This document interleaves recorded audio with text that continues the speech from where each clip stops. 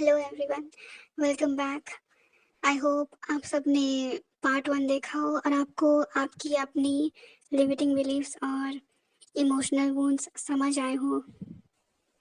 तो आज हम इस वीडियो में बात करेंगे कि जो भी प्रॉब्लम्स हैं उनके सॉल्यूशन क्या है, हमें इस चीज़ को किस वे में अप्रोच करना चाहिए ताकि हमें बेस्ट रिजल्ट्स मिले।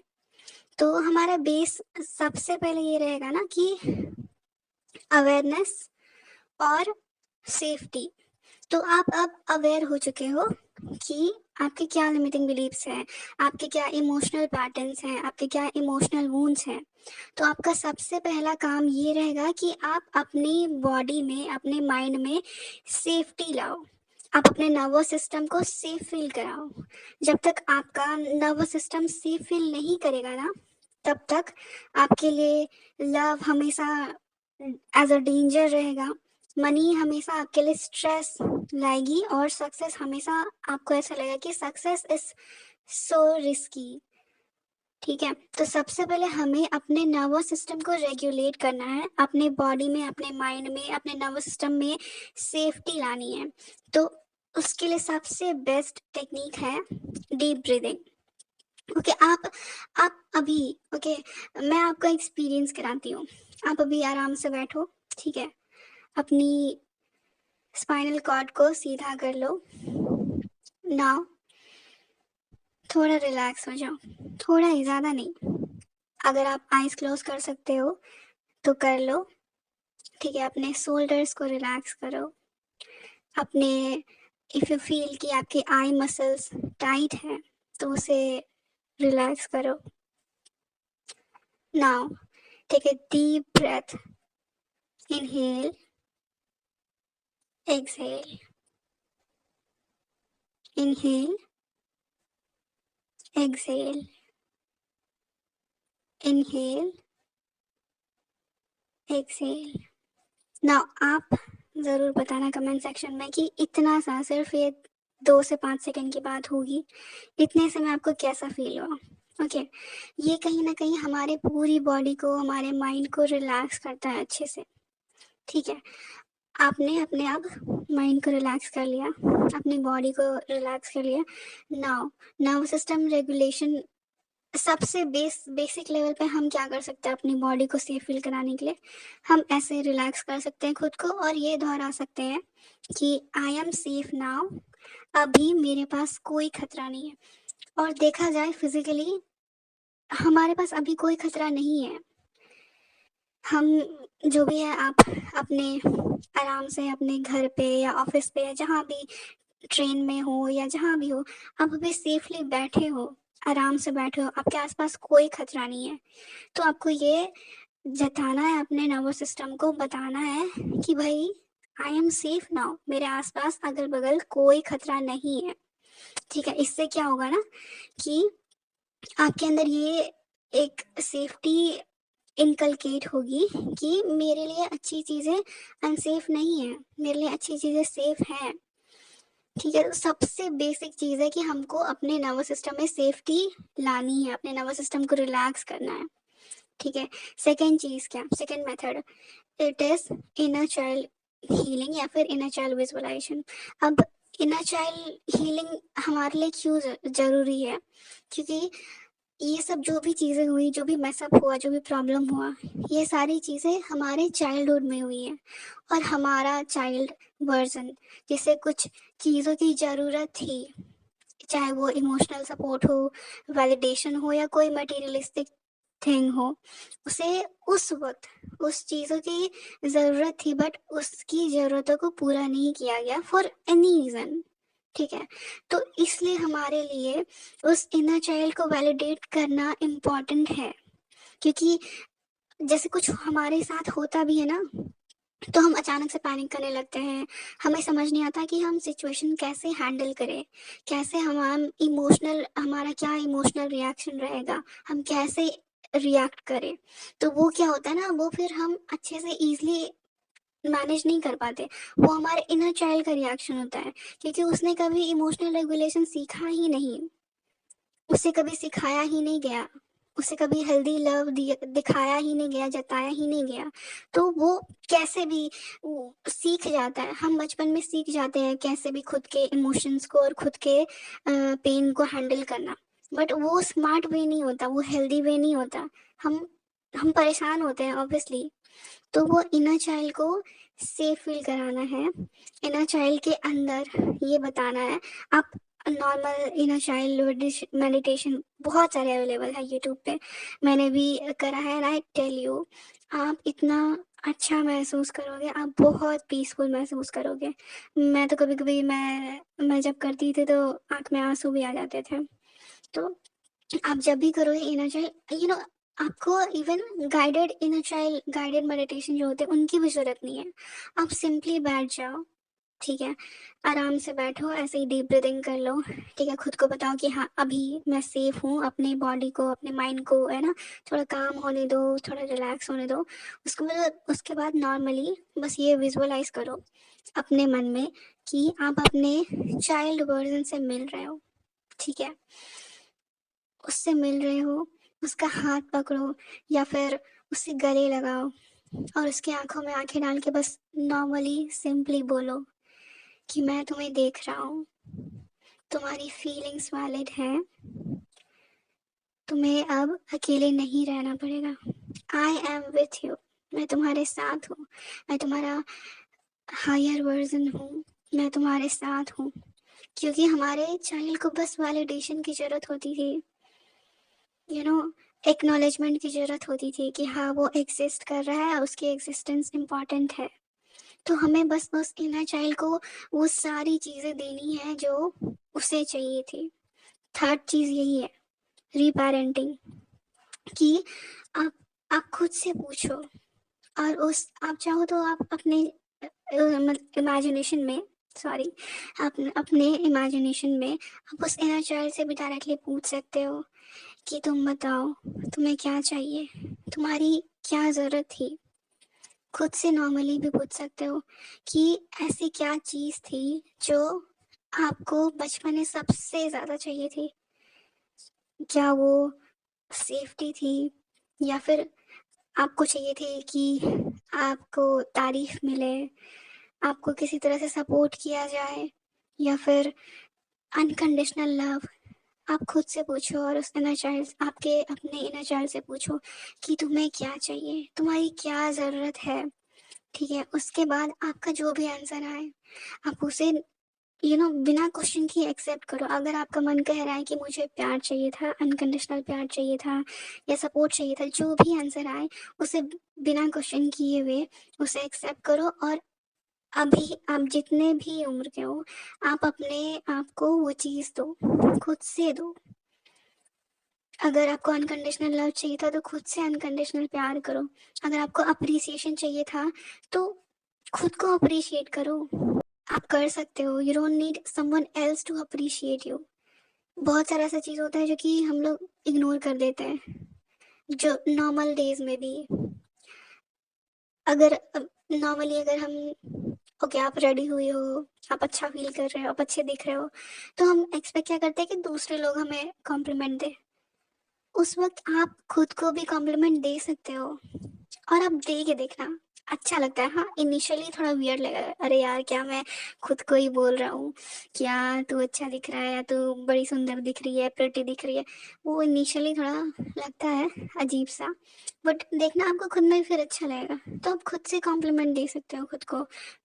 एक वो ऐसे कहावत भी है ना कि भगवान उसी का साथ देता है जो खुद का साथ देता है। तो वही चीज़ है, खुद के साथ ही बनो, ठीक है, रिपेरेंट करो खुद को। इससे क्या होगा ना, आपके अंदर का जो अबैंडनमेंट वूंड था, अनवर्दीनेस वूंड था, ये प्रैक्टिस वो चीज़ हील करती है। और अगर आपको कुछ नहीं समझ आ रहा ना, तो आप बैठ जाओ, आप अपने इनर चाइल्ड के साथ उसका हाथ पकड़ के या फिर उसको गले लगा के होपोनो करो। ये भी बहुत ब्यूटीफुली आपके इनर चाइल्ड को हील करता है। अगर आपको रोना आ रहा है तो रो लो, let all your emotions flow, okay, जज मत करो खुद को। आराम से अकेले में बैठ के करो ये सारी चीज़ें, क्योंकि होता है कि हाँ अगर दूसरे लोग को पता चलेगा तो क्या मतलब कुछ भी सोच सकते हैं। बट ठीक है, आजकल ये चीज़ अच्छा है कि हाँ लोग चीज़ों के बारे में, इन सारी चीज़ों के बारे में अवेयर हो रहे हैं। तो जजमेंट आई थिंक थोड़े कम किया जा रहा है इस सारी चीज़ों को, एक्सेप्टेंस बढ़ रहा है ये सारे कॉन्सेप्ट्स को लेके, which is a very good thing. तो ऐसे आप रीपेरेंट अपने इनर चाइल्ड को कर सकते हो, अपने खुद को रीपेरेंट कर सकते हो। Now comes the main part, okay, belief extraction. कि चलो ठीक है, आप अवेयर हो गए कि आपके क्या इमोशनल वूंड्स हैं, तो आप एक पेन और पेपर लो, उसमें 2 कॉलम बनाओ। एक कॉलम में लिखो कि प्रॉब्लम एरिया, प्रॉब्लम एरिया जैसे लव, मनी, करियर या हेल्थ, जो भी। सेकेंड कॉलम में लिखना है कि आपके क्या लिमिटिंग बिलीव्स हैं इन एरिया से रिलेटेड, ओके। क्योंकि अब आपको समझ में आ गया है, मैंने फर्स्ट वीडियो में अच्छे से एक्सप्लेन कर दिया था कि हाँ किस तरह के बिलीव्स होते हैं, किस तरह के इमोशनल वूंड्स होते हैं। तो आप खुद से ये क्लैरिफाई आप कर सकते हो कि आप इंटरनली क्या सोच रहे हो। तो सेकंड कॉलम में ये लिखना है कि आपके अपने खुद के क्या लिमिटिंग बिलीव्स हैं, ओके। नाउ टेक्निक 5 क्या है, आप अब आपके पास क्लैरिटी आ गया कि हाँ भाई मैं ऐसा ऐसा सोचता हूँ या ऐसा फील करता हूँ। क्योंकि आप सबसे इजी है ना कि आप अपने लाइफ में देखो कि कौन सारे पैटर्न्स रिपीट हो रहे हैं।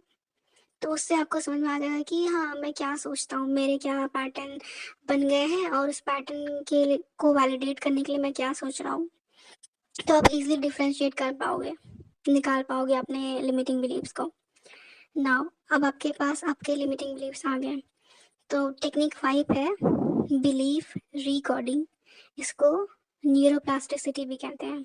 अब जैसे आपने लिखा कि आई डोंट डिजर्व मनी, तो उसके अपोजिट में फिर अपने लिए आप एक सुंदर सा पॉजिटिव अफर्मेशन बना सकते हो normally, that I am learning money is safe for me. अगर आपकी ये लिमिटिंग बिलीफ है तो आप आपका अफर्मेशन ये रहेगा, I am learning that money is safe for me. जैसे मैंने बताया कि सबसे पहले सेफ्टी इंटीग्रेट करना है, सबसे पहले अपने अंदर अच्छी चीज़ों को लेकर के सेफ्टी लानी है।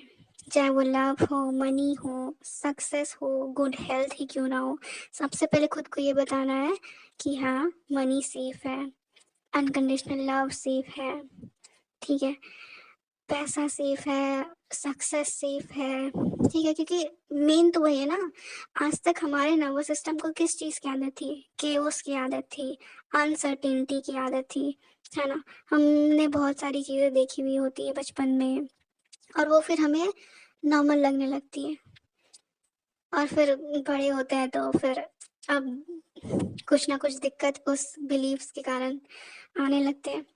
तो सबसे पहले हमारा प्रायोरिटी है कि सेफ्टी लाना है, अपनी नर्वस सिस्टम को सेफ फील कराना है। अच्छी चीज़ों के लिए खुद के दिमाग में ये बताना है, खुद के दिमाग में ये इंस्टॉल करना है कि नहीं, अच्छी चीज़ें मेरे लिए सेफ है, लॉट्स ऑफ मनी मेरे लिए सेफ है, अनकंडीशनल लव मेरे लिए सेफ है, ओके। तो ये टेक्निक्स हैं, इस ऑर्डर में आप चलोगे तो एक बोलते हैं ना कि अच्छे से हीलिंग आपकी हो जाएगी, आप अच्छे से खुद के बिलीव्स को रीप्रोग्राम कर पाओगे। अब जैसे कुछ नॉर्मल से सिंपल से मैं एफर्मेशन बता देती हूँ। जैसे आपको अगर अपनी लव लाइफ ठीक करनी है तो आप ये बोलो कि हाँ, जैसे एक एफर्मेशन तो ऑलरेडी मैंने बता दिया कि unconditional love is safe for me. अब जैसे आपको ये होता है ना कि वर्दीनेस अगर इशू है आपके अंदर, वर्दीनेस इशू, तो आप वो फिर हो जाता है कि हाँ मैं I will have to prove my worth, कि हाँ भाई मैं ये चीज़ डिजर्व करता हूँ। लव में जनरली लोग का होता है कि लोग चेस किए जा रहे हैं, क्यों? क्योंकि उनके अंदर होता है कि हाँ I will have to first prove myself, कि हाँ मैं अगर मुझे किसी का अटेंशन चाहिए, किसी का टाइम चाहिए, किसी का प्यार चाहिए, तो ऐसा लगता है कि मुझे पहले प्रूव करना पड़ेगा कि हाँ मैं ये चीज़ डिजर्व करता हूँ। तो उस चीज़ के लिए आप बोल सकते हो that I don't have to chase, love simply finds me. Next आप ये बोल सकते हो, अगेन वर्दीनेस इशू है तो, कि I am enough, just as I am. ये अफर्मेशन आई थिंक सबको करनी चाहिए, क्योंकि हमको ऐसा लगता है कि हाँ हमारे अंदर कुछ कमी है। मेरे अंदर भी ये थी कि मेरे अंदर कुछ कमी है, जैसा मैंने पिछले वीडियो में बताया था। तो मैं ये अफर्मेशन करती हूँ, करती भी थी। मैं ऐसे पहले ये बोलती थी कि आई एम इनफ, बट मैं उतना इमोशनली कनेक्टेड फील नहीं करती थी। बट जब से मैंने ये बोलना स्टार्ट किया, I am enough just as I am, तो मैं इस अफर्मेशन से अच्छे से इमोशनली कनेक्ट कर पाती हूँ। मैं फील कर पाती हूँ कि yes, I am actually enough just as I am. मैं जैसी हूँ मैं इनफ हूँ।